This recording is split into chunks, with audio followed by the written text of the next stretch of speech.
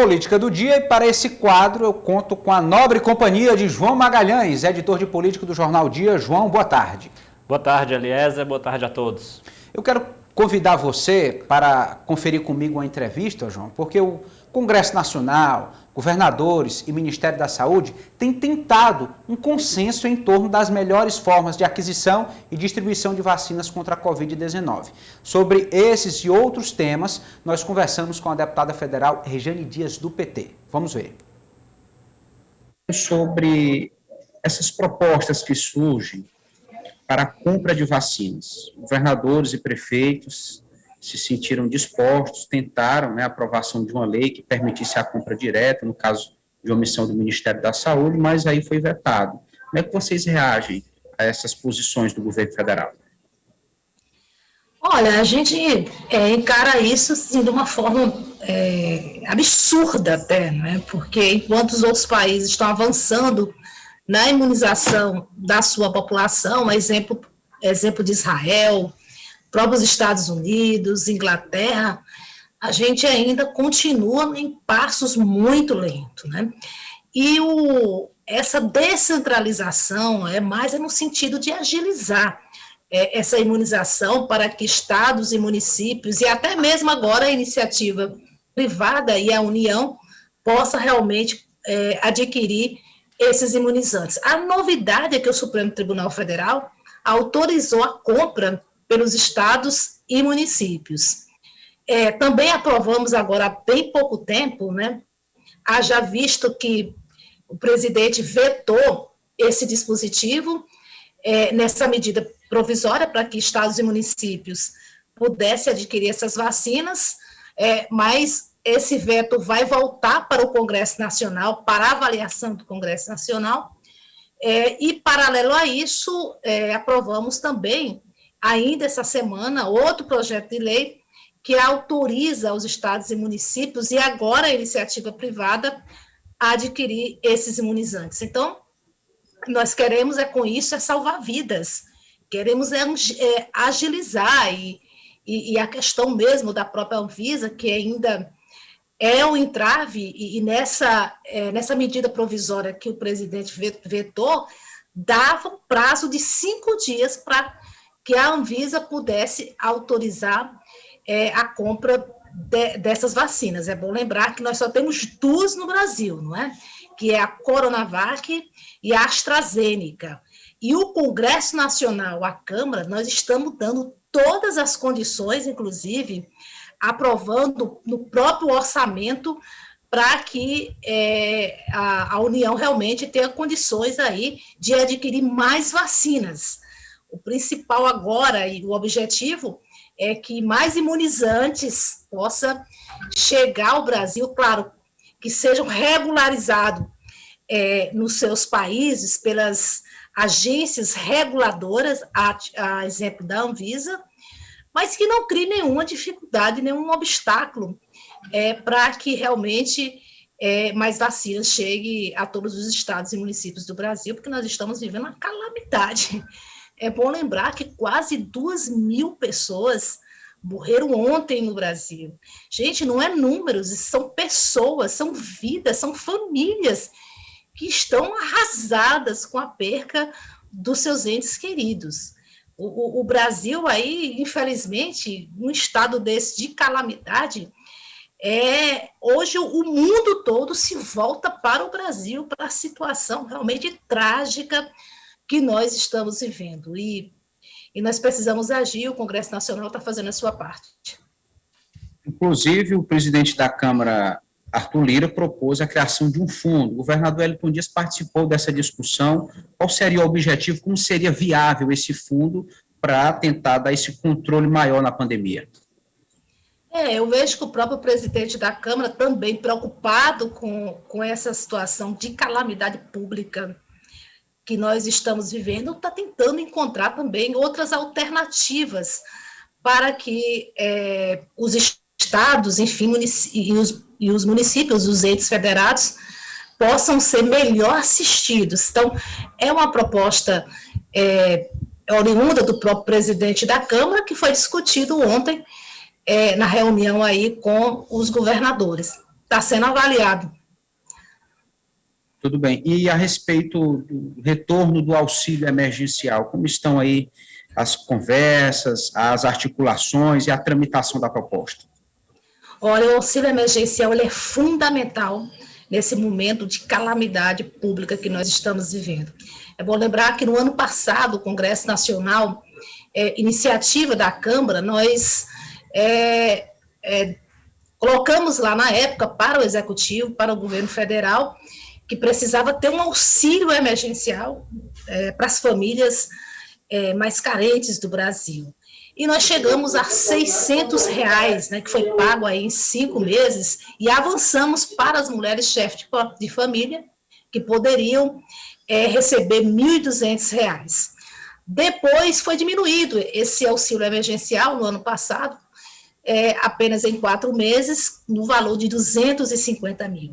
Então, nós estamos com esta mesma luta lá na Câmara, estamos aguardando, porque ontem foi aprovada a PEC emergencial no Senado, né? E a proposta, no caso do auxílio emergencial, é que venha a ser pago aí em 4 meses, no valor de R$250 mil. R$250. É a proposta do governo. Isso é a proposta do governo. Estamos aguardando essa matéria chegar na Câmara e o que a bancada do Partido dos Trabalhadores vai defender. Que possamos deixar no valor que foi pago no ano passado, de R$600 aí por 6 meses.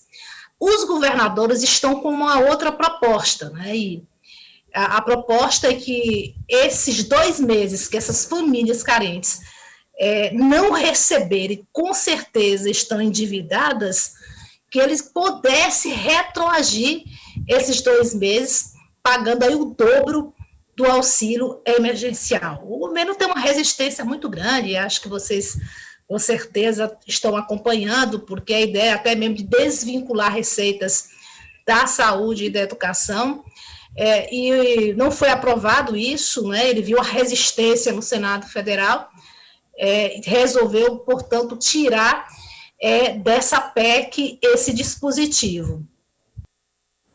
Tá aí, João Magalhães, temas fundamentais nesse momento, compra de vacinas, retorno do auxílio emergencial, tudo isso precisa ser resolvido.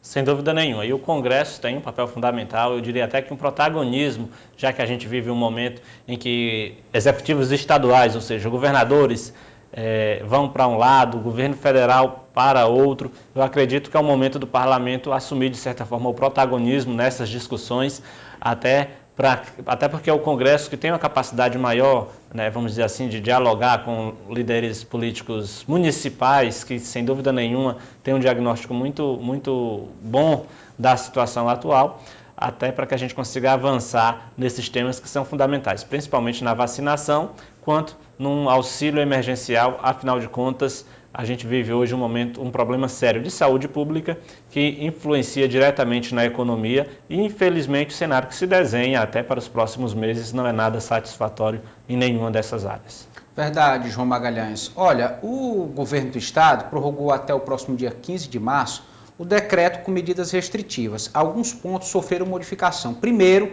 vamos ouvir o governador Wellington Dias sobre o assunto.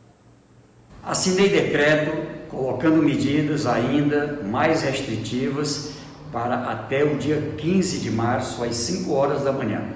Nesse decreto estão mantidas aquelas medidas de suspensão de eventos, de suspensão em determinados horários de atividades econômicas e funcionando atividades essenciais a partir das 22 horas de segunda a sexta, com o toque de recolher a partir de 22 horas, não mais 23 horas, e aqui nós temos uma situação em que também é mantido aquelas medidas de mais restrições no sábado e no domingo.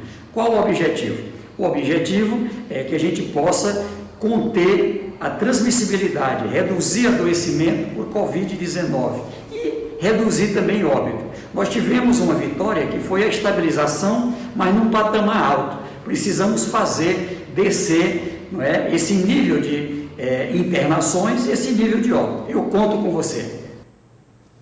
Bom, João Magalhães, eu gostaria que você destacasse dentro do decreto que foi já publicado pelo governo os pontos fundamentais de maior impacto que serão agora executados nesse período. Sem dúvida nenhuma, a ampliação do toque de recolher, que antes começava às 23 horas e agora será 22 horas, portanto, das 10 horas da noite até as 5 horas da manhã do outro dia. A questão dos lockdowns aos finais de semana, obviamente, aquelas atividades consideradas essenciais continuam funcionando dentro de um regramento, de um protocolo sanitário, além de outras medidas como, por exemplo, o funcionamento de bares e restaurantes até às 21 horas, portanto, tendo que fechar mais cedo. Eu acredito que essas medidas impactam um número muito grande de pessoas, tanto do ponto de vista do consumo, quanto também do ponto de vista da geração de emprego e renda, do ponto de vista das empresas. E a gente observa, inclusive, Eliezer, que o governador aparentemente tentava aumentar ainda mais essas medidas de restrições. Agora, obviamente que o COI houve vários segmentos da sociedade, houve também o segmento empresarial e aí, de certa forma, amenizaram um pouco nas medidas que deveriam ser tomadas e que, inclusive, são defendidas pelos especialistas em saúde. Isso mesmo, João Magalhães. Por outro lado, o senador Ciro Nogueira, ele comemora um processo de acordo do governo federal para a aquisição de um volume considerável de doses de vacinas contra a Covid-19. Vamos ouvir o senador. Recebemos a excelente notícia que o nosso governo federal está finalizando o acordo para a compra de 100 milhões de doses de vacina contra o Covid-19 dos laboratórios Pfizer e Janssen. Este é um passo importantíssimo para vencermos o vírus e salvarmos a vida de milhões de brasileiros e brasileiras. Quem torce contra as ações do governo federal, do governo Bolsonaro, quem critica sem fundamento, fala muito e não faz nada. Na verdade, está atuando contra todos nós. Com essa medida, o governo Bolsonaro, por meio do empenho do nosso ministro Pazuello, demonstra mais uma vez que está comprometido na luta pelo controle e fim dessa pandemia. Eu quero ressaltar muito e registrar o importante papel do nosso presidente da Câmara, o progressista Arthur Lira. Ele se reuniu no último domingo com o presidente Bolsonaro e deste encontro resultou um calendário nacional de imunização. Em breve, com as bênçãos de Deus, essas vacinas chegarão aos estados, aos municípios e, em especial, ao nosso Piauí. Bem, João Magalhães, a essa altura do campeonato, acredito eu que você, cidadãos de uma forma geral, queremos ser vacinados. Independentemente se a vacina veio pela articulação do prefeito, do governador ou do presidente da República, mas nesse momento queremos ser vacinados e essa é uma obrigação dos gestores públicos independentemente. Mas parece que há uma queda de braços aí envolvendo política, quem só critica, que nada faz, é uma afirmação, uma indireta aí do senador Ciro Nogueira.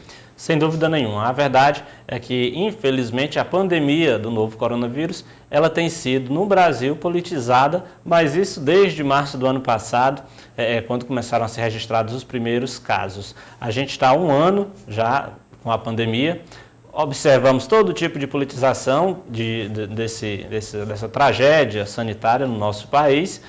A solução, sem dúvida nenhuma, vem com a vacinação, que vai fazer com que a população fique imunizada, e a partir daí criou-se outro fato político, que é saber quem é o responsável pela vacinação. Obviamente que governadores estaduais e aí a presidência da República não falam a mesma língua sobre o assunto.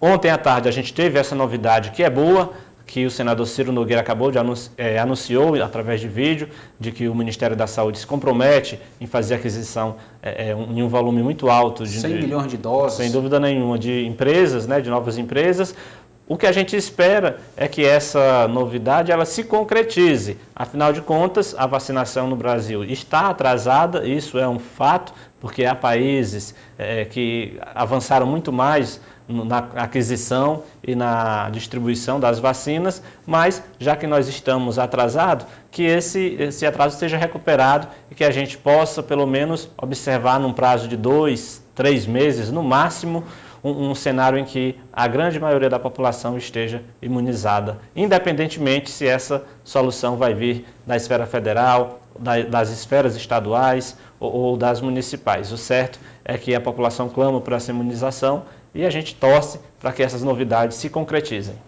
Você lembrou bem, João, essa produção de vacinas ela é paulatina. O governo pode até encomendar um volume de 100 milhões de doses. Agora ela é paulatina, vai sendo produzida e distribuída ao longo dos meses, né? E aí, ainda aproveitando a atuação do senador Ciro Nogueira, informar que na próxima segunda-feira, às 8 da manhã, ele vai tomar café da manhã, um encontro político com vereadores progressistas aqui da capital. Existe aí uma destinação de emendas da ordem de 2 milhões de reais que devem ser executadas em Teresina por indicação desses vereadores progressistas que atualmente são 3. Então, um encontro promissor, emendas parlamentares sempre envolvem questionamentos, embates, apesar de constitucionais, votadas no orçamento, muitas vezes encontram dificuldades para serem liberadas. O fato é que sempre existem essas discussões, inclusive na Câmara Municipal de Teresina. Alguns vereadores, nós conversamos com o presidente Jeová Alencar, vamos conferir já, tentam emendas da gestão anterior ainda. Entenda melhor essa situação na reportagem. A cada ano, uma verdadeira celeuma se instala. Mesmo que garantidas pela Constituição, vereadores precisam ser insistentes em busca da liberação de recursos referentes às suas emendas parlamentares. Os vereadores novatos eles vão poder indicar suas emendas no final do ano, para ser executada no próximo ano. Eu, por exemplo, eu não tive emendas minhas executadas nos últimos 4 anos. Eu conversei já com o secretário Robert, vou conversar com o nosso prefeito, para que a gente possa estar aí executando essas emendas, né? Entendo, passamos por um momento difícil, eu acho que nesse momento é hora de todos nós termos a consciência de estarmos juntos e harmonicamente, parlamento, poder executivo, para que possamos estar aí tentar melhorar a vida das pessoas. Aproximadamente 1% do orçamento anual do município de Teresina, estimado em 3 bilhões e 750 milhões de reais, é destinado a emendas parlamentares. Cada um dos 29 vereadores indica cerca de 800 mil reais que devem ser investidos em obras e outras iniciativas essenciais à população. Quando você melhora uma rua, quando você melhora um campo de futebol, quando você ajuda numa creche, você colabora na construção de uma UBS, é a sociedade quem ganha.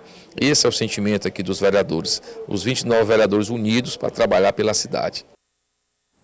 Bom, João Magalhães, então está aí muitas tratativas sendo desenroladas em busca dessas emendas e você tem uma observação importante envolvendo política, liberação de emendas neste trato do senador Ciro Nogueira com os vereadores de Teresina.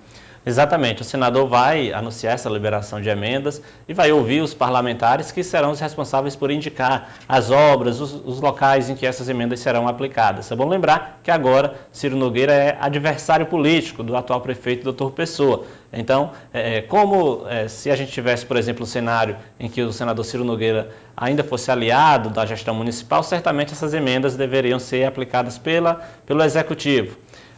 Agora, neste novo cenário que se iniciou desde janeiro, o senador vai então procurar estreitar esses laços com os vereadores que são do seu partido, então cabe aí a estes parlamentares indicar os locais em que esses recursos serão aplicados. E no que diz respeito à liberação de emendas, que o vereador Jeová Alencar comentou, isso é uma realidade, tanto em nível municipal quanto também estadual. Os parlamentares têm direito a emendas positivas, fazem a aplicação, mas como cabe ao Executivo executar as ações, isso sem dúvida nenhuma, às vezes dá uma segurada lá pelos palácios, a depender, claro, de quem é o autor dessas emendas. Muito bem, só informar a população que as sessões na Câmara Municipal de Teresina devido à situação de pandemia, os decretos vão acontecer só às quartas-feiras e no formato híbrido. Os atendimentos nos gabinetes e nos outros setores da Câmara Municipal estão suspensos, então, no momento, não é possível receber pessoas, o público em geral, na Câmara Municipal de Teresina. João Magalhães, muito obrigado pela sua presença. Até amanhã. Até amanhã, aliás, e uma boa tarde a todos. Política do Dia.